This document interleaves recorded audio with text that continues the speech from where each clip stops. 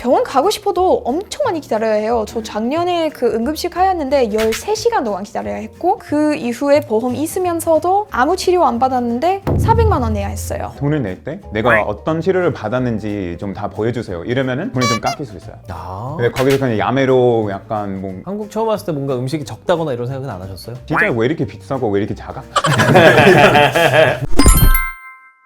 안녕하세요. 오늘 먼 나라 이웃 나라 진행을 맡은 아나운서 김빅토리아노입니다. 오늘은요 미국에서 온 두 분을 모시고 미국에 대해서 이야기 나눠볼 거거든요. 바로 인사해보죠. 안녕하세요. 안녕하세요. 네, 안녕하세요. 미국에서 온 칼이라고 합니다. 한국살이 9년 차입니다. 안녕하세요. 미국에서 온 애슐리입니다. 한국살이 5년 차입니다. 네, 오늘 한국에서 9년 산 칼 그리고 5년 산 애슐리와 함께 미국에 대해서 이야기 나눠볼 겁니다. 미국 하면 사실 되게 가깝게도 느껴지는데 신기한 것들도 굉장히 많거든요.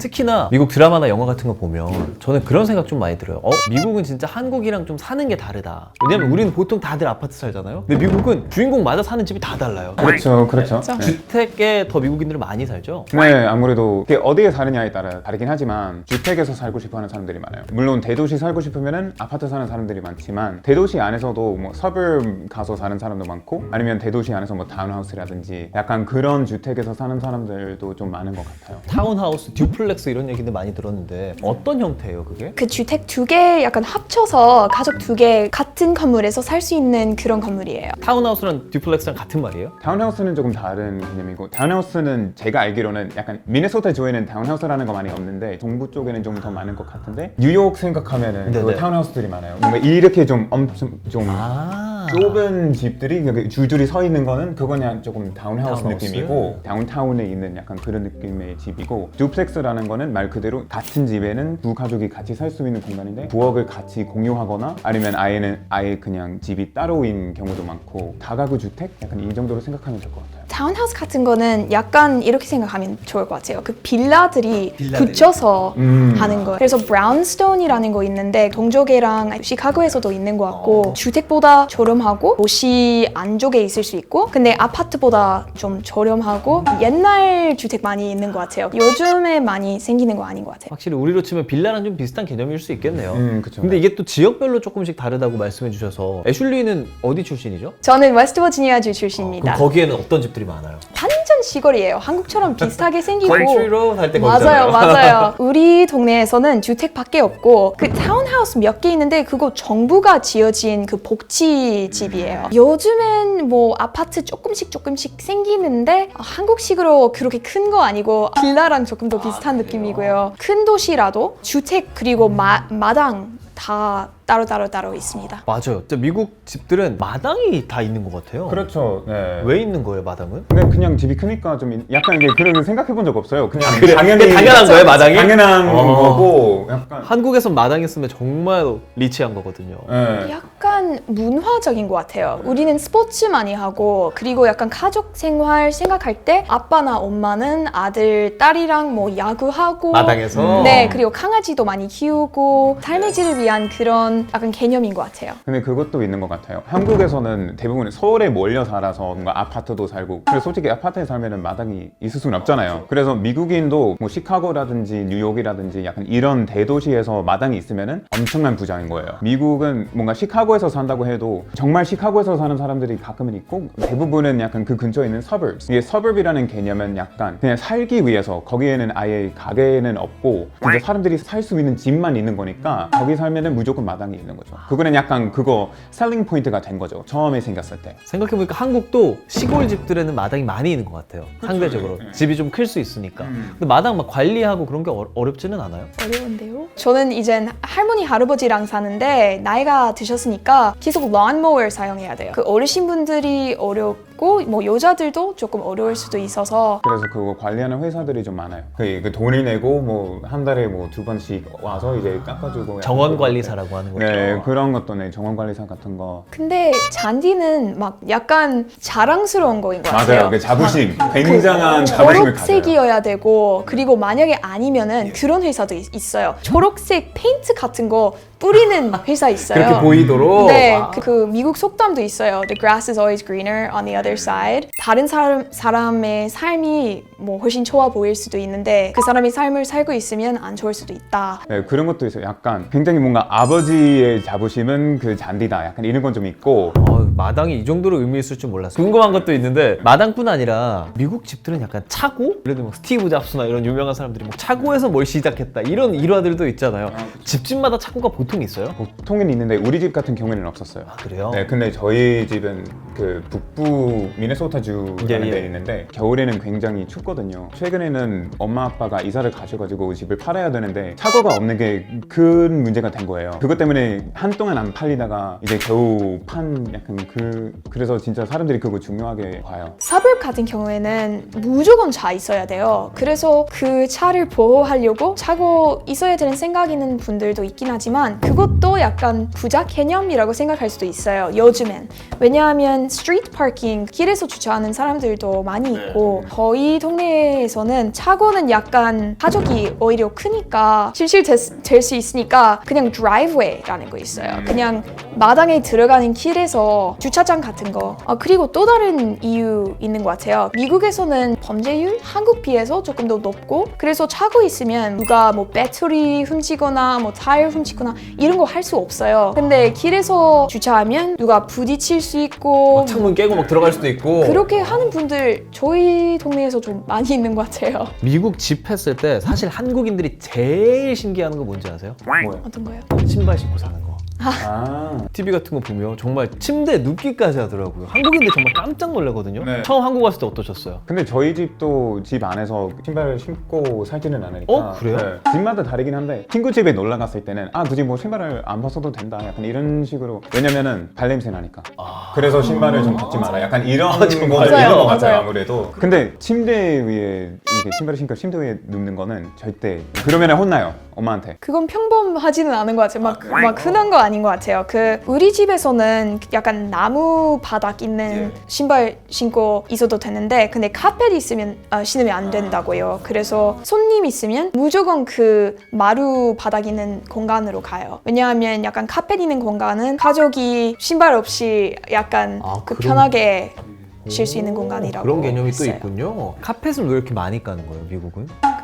사실 한국은 그거는- 카펫 많이 없어요. 예. 약간 50년대부터 한 70년대 약간 유행했던 거여가지고 근데 요즘 유행은 beautiful hardwood floors 있는데 왜 굳이 카펫을 깔지? 약간 이런 느낌이어가지고 우리 집 같은 경우에는 우리 누나가 먼지 알러지가 있어가지고 카펫 아예 안 깔았어요. 우리 집에 그 오래된 집이었으니까 그리고 강아지들 뭐 3마리 있었어요. 오. 카펫은 진짜 너무 싫어했어요. 요즘엔 우리 다 제거했는데 근데 옛날에 왜 있었던 것 같냐면 그 할머니 할아버지 미끄러워서 넘어질 수 있잖아요. 근데 카펫 있을 때 안 넘어져요. 그 프릭션 때문에 조금 더 도움이 되는 것 같아요. 또 온돌 없잖아요. 겨울에는 조금 더 추우니까. 근데 저는 약간 미국인이면서도 충격적인 것들은 가끔은 화장실에도 카펫 깔려 있어요. 그러면은 진짜 이게 말도 안 돼요. 진짜 말도 안 되는데 근데 가끔 그거 보면은 아주 그 70년대가 아주 약간 와일드한 시기였구나.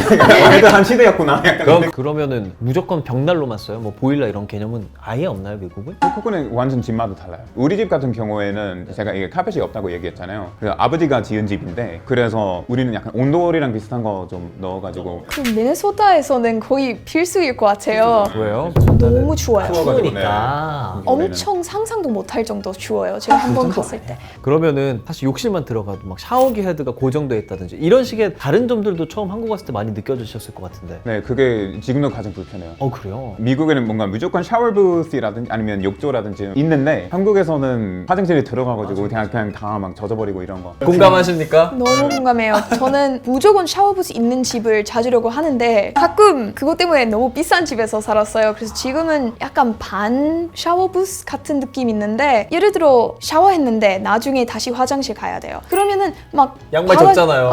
너무 징그러워요.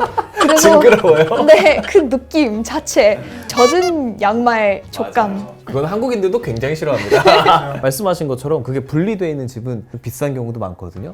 이런 얘기 하다 보니까 생각났는데 미국은 이런 렌트 같은 거 할 때 돈을 어떻게 내는지도 궁금하거든요. 그러니까 우리는 예를 들면 뭐 1000에 50 이렇게 보증금이 있고 월세를 내고 막 그러잖아요. 전세도 있고. 제가 한국에 20살 되자마자 한국에 온 케이스여가지고 제가 미국에서 렌트를 한 적은 없긴 한데 그 친구들의 얘기 들으면은 보통 보증금은 한 달, 두 달치의 월세를 내고 그렇게 그럼 그렇게 약간- 많지 않겠네요. 네, 많지는 않고 그래서 저도 한국에 왔을 때 보증금 굉장히 엄청 많은 거 보고 우리 아빠도 뭔가 그 돈이 아까운데 뭔가 다른 사람이 가지고 있기에는 너무 아까운 돈인데 근데 뭐 한국에서는 당연하게 생각하기 때문에 전세는 그러니까 솔직히 저는 이게 왜 합법이지? 왜요? 그 생각해서 왜요? 너무 그냥 판시스키 근데 아마 옛날에는 한국은 아직 발전 안 했을 때 네. 도움이 됐을 것 같은데 저는 아파트 미국에서 렌트 한 적 있고 사실 제일 불편한 문제는 보증금 낼 수 있어도 특히 20대 가족 돈 얼마 버는지 그리고 본인이 돈 얼마 버는지 증명해야 되잖아요. 그럼 학생이면 그 월세를 3배 벌어야 해요, 한 달에. 만약에 가족 이름으로 할 거면 6배. 예를 들어 우리 학교 근처에 룸메이트들이랑 살려면 150 정도? 괜찮은데 아니었어요. 제일 저렴한 데였는데 돈 얼마 버는지, 연봉 어떻게 되는지, 1년 동안 월세를 꾸준히 낼 수 있는지 약간 확인하는 그런 시스템인 것 같아요. 우리는 보증금으로 많이 묶어놓고 돈 못 내면 여기서 깎는 개념이라면 미국은 애초에 그만큼의 돈을 낼 수 있는 사람을 받는 거군요. 그런 게 좀 다르군요. 집이 크다, 마당도 있다, 뭐 이런 얘기들 계속 했잖아요. 근본적으로 미국은 집이 왜 클까가 궁금하거든요. 땅이 커서?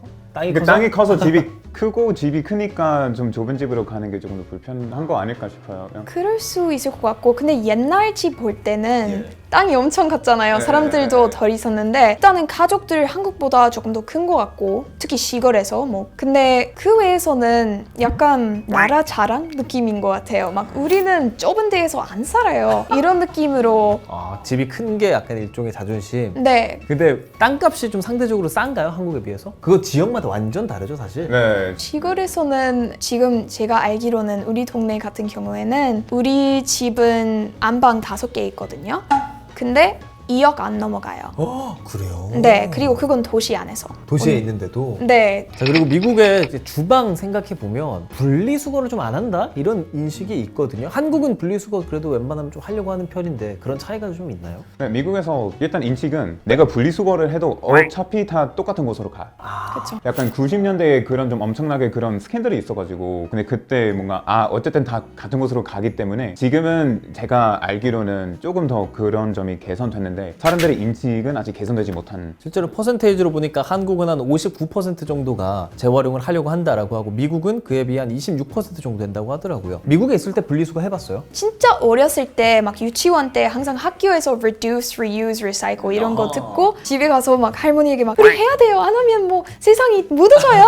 이렇게 했는데 그 이후에는 분리수거 하려면 돈 내야 하거든요. 우리가. 그래요? 그건 웨스트버지니아에서만 있는 거 모르겠지만 감당할 수 없었던 것 같고 그 다음에 그 어차피 다 똑같은 데 가는 걸 알게 되고 그것보다 우리는 쓰레기 엄청 많이 만들어요. 미국에서 막 우리 쓰레기 봉투는 75리터 이상이에요. 그러니까 우리처럼 이렇게 작게 쓰레기 봉투를 안 써요? 그것도 충격이었어요. 10리터, 5리터 10리터, 5리터 많이 1리터 한국 처음 왔을 때 이걸로 뭐 하지? 네, 너무 불편했고 너무 무서웠어요. 왜냐면 분리수거 잘못하면 막 벌금 막 100만 원 정도. 네, 그러니까 이렇게 나오니까 그리고 특히 상한 음식 재료들이 냉장고에 있으면 미국에서 그냥 쓰레기에다가 가스레인지에 그냥 쓰레기에 넣고 버려요? 지금도 그렇거든요. 지금 집에 냉장고에 연어 있거든요. 버려야 되는데 열면 그 열고 상상을 이걸 하시죠. 어떻게 버려야 네, 되나를 그래서 고민해야 되니까 그런 거는 저 무서워요. 미국에서는 약간 음쓰를 약간 버리는 거는 우리 할머니 집 같은 경우에는 그 호숫가여가지고 거기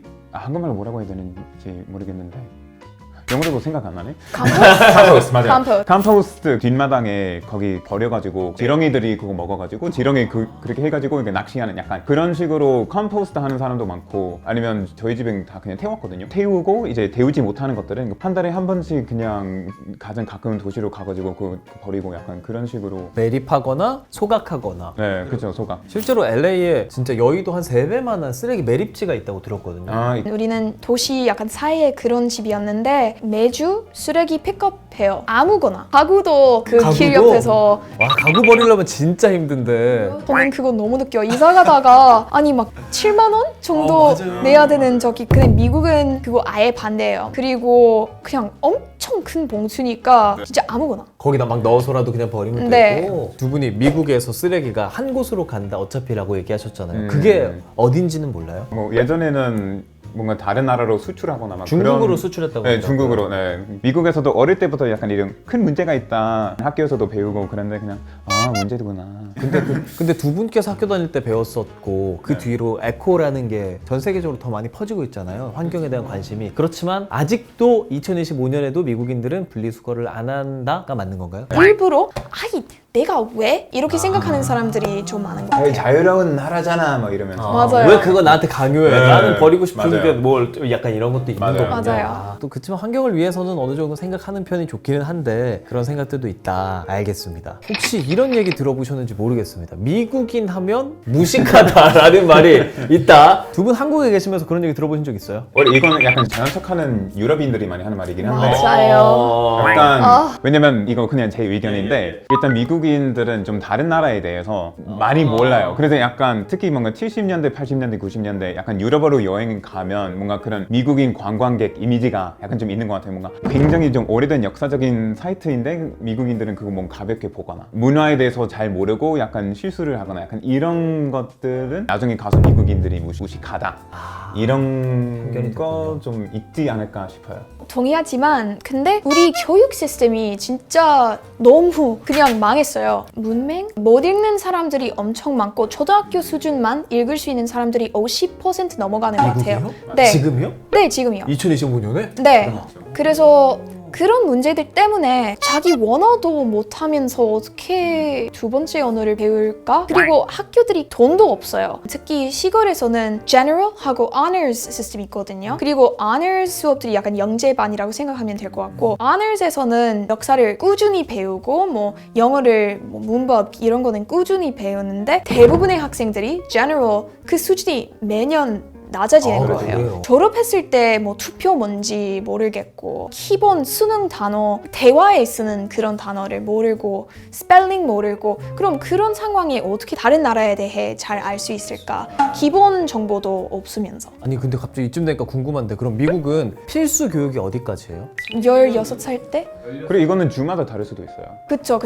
어떤 주는 엄청 잘하고 근데 특히 시골에서 좀 돈 없는 도시에서 선생님들도 돈 잘 안 받고 그 학교들도 그 건물 자체가 무너지고 있고 진짜 슬픈 이야기인 것 같아요. 그래서 무식하는 거 특히 어린 사람들을 다시라고 할 수 없는 것 같아요. 가르치는 그 교육 제도의 문제. 맞아요. 맞아. 그런 문제도 많은데 세계적으로 왜 무식하다는 말을 듣는지 미국인들은 약간 미국이 최고니까 굳이 다른 나라에 대해서 알 필요가 없다. 약간 이런 식으로 생각하는 사람들이 많기 때문에 저는 미네소타의 시골에서 자랐으니까 주변에 좀 보수적인 사람들이 많고 어쨌든 뭐 대학교 가면은 그냥 새누리 당하는 거야. 약간 이런 식으로 생각하는 사람들이 반지성주의라는 말 있잖아요. 어릴 때도 제가 공부를 좀 잘하는 편이었는데 그것 때문에 애들이 날 놀렸어요. 저도요.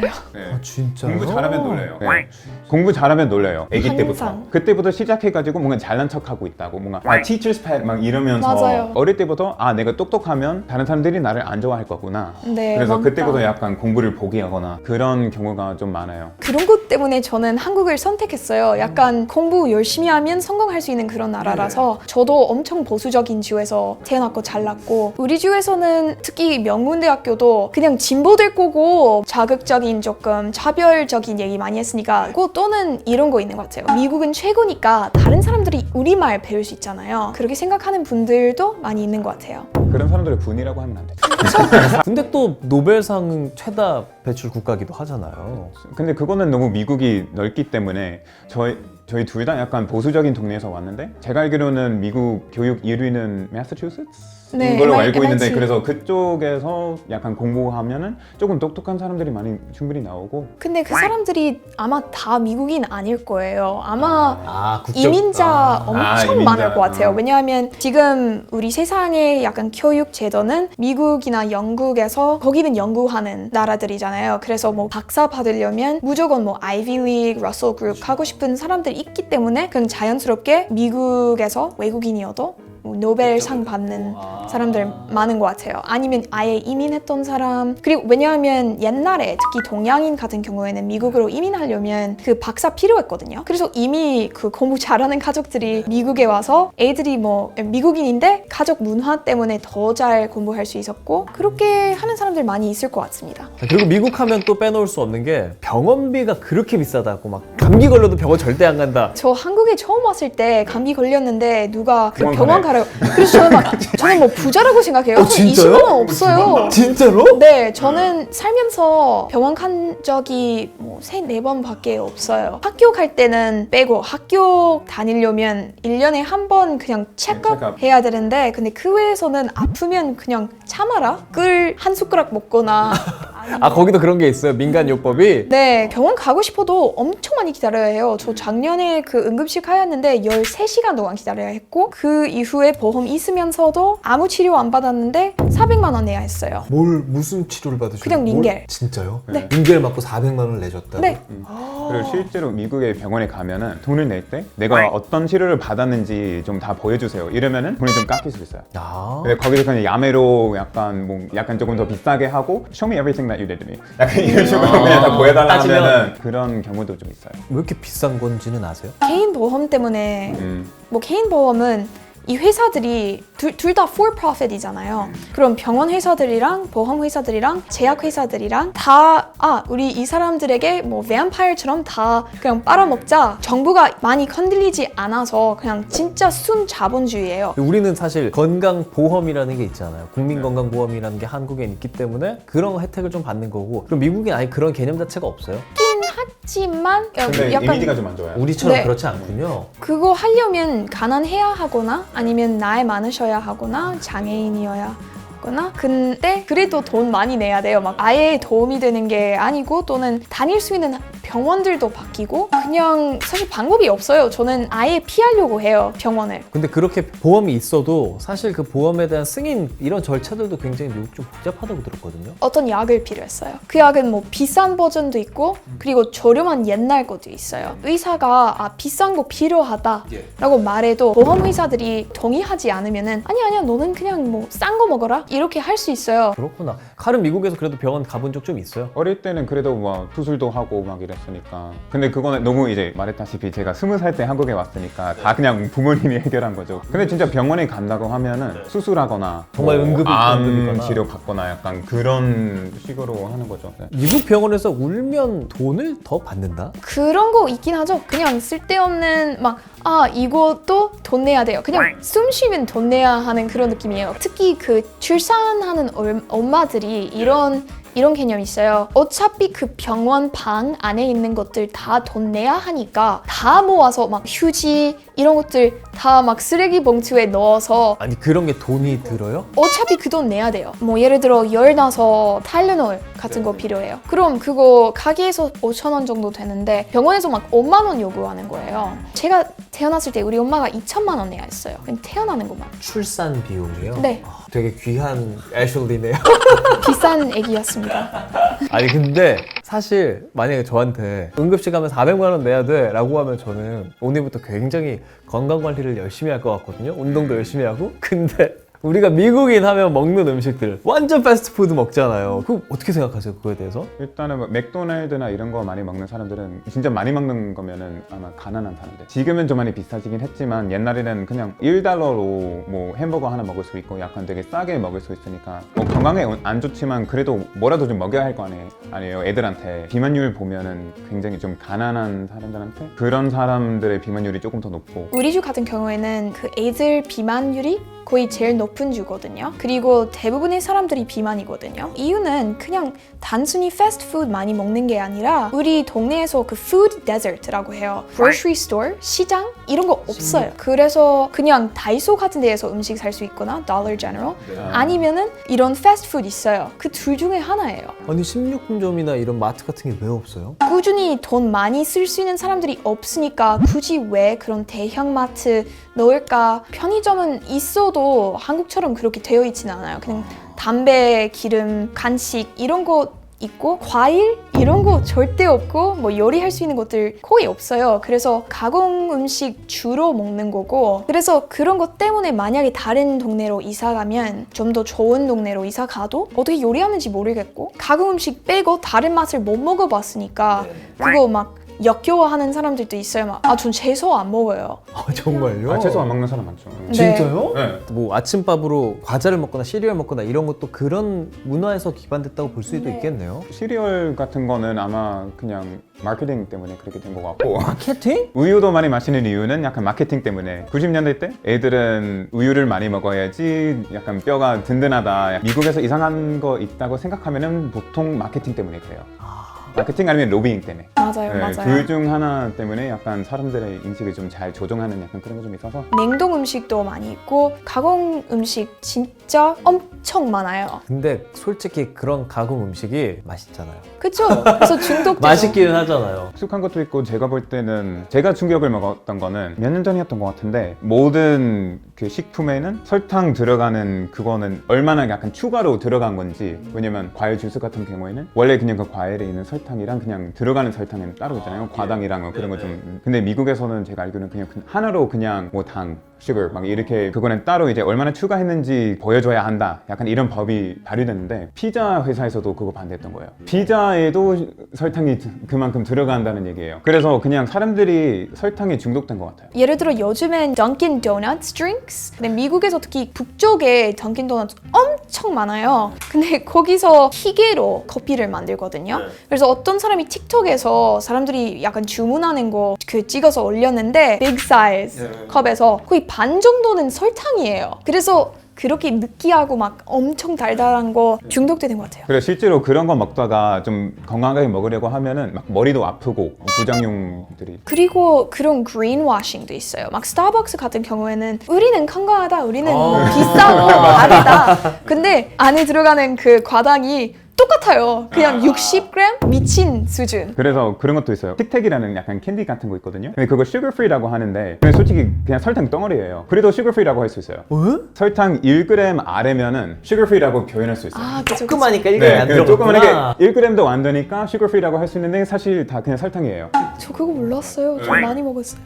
약간 미국에 그런 좀 이상한 법들이 좀 많기 때문에 좀 건강하게 먹으려고 해도 진짜 그냥 일이 돼버려요. 건강하게 먹는 것 자체가 비싸고 되게 힘들다고 들었는데 맞아요. 채소 같은 게 좀 비싸요? 코로나 전에는 사실 그렇게 비싸지는 않았어요. 식재료 마트 근처에 있었으면. 그래서 저는 고등학교 때 되게 많이 요리했는데 근데 이제는 그 인플레이션 때문에 고기도 비싸고 계란도 비싸고 채소도 비싸고 가공 음식 빼고 다 비싸요. 근데 사실 가공 음식도 비싸졌어요. 예를 들어 그 레이즈 감자칩 감자칩. 요 정도 큰 거 옛날에 뭐 3,000원, 4,000원 정도였는데 이젠 거의 10,000원 가까워지는 거예요. 그래서 가난해도 그 패스트푸드 가공 음식밖에 못 먹어도 요즘에 그것도 비싸졌군요. 더 힘들어지는 거예요. 근데 또 그거 얘기하니까 생각났는데 레이즈를 이렇게 표현하잖아요. 우리 레이스 이만하거든요.